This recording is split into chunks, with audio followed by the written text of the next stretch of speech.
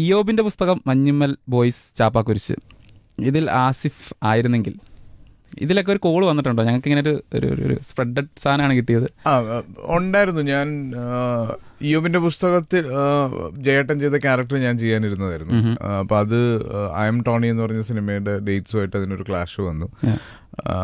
അപ്പം രണ്ടുപേർക്കും ടെൻഷൻ ആവണ്ടെന്നുള്ള രീതിയിലാണ് അതിൽ നിന്ന് മാറിയത്.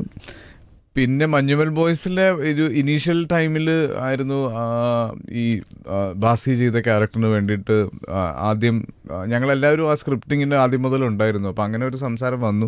പക്ഷെ ആ സിനിമയ്ക്ക് ഞാനൊരു ബാധ്യതയായി മാറും. ആ ഗ്രൂപ്പിൽ ചിലപ്പോൾ ഞാൻ ഫിറ്റ് ആവാതെ വരും എന്ന് നമുക്ക് എല്ലാവർക്കും ഒരുപോലെ തോന്നിയത് കൊണ്ടാണ് മാറിയത്. കാര്യം ആ കുഴിയിലേക്ക് ഞാൻ വീണ് കഴിഞ്ഞാൽ ചിലപ്പോൾ കയറി വരും സാധ്യതകൾ ആൾക്കാർക്ക് കൊണ്ട് വെച്ച്.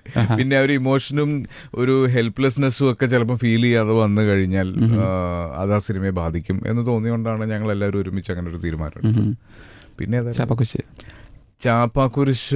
ചാപ്പാക്കുരിശും ആദ്യം സംസാരിച്ചിരുന്നു. അതിനും കുറച്ച് ഡേറ്റിന്റെ പ്രശ്നങ്ങളുണ്ടായിരുന്നു. അതിനൊക്കെ പകരം ചെയ്ത സിനിമകൾ ഏതൊക്കെയാണെന്ന് മാത്രം ചോദിക്കരുത്.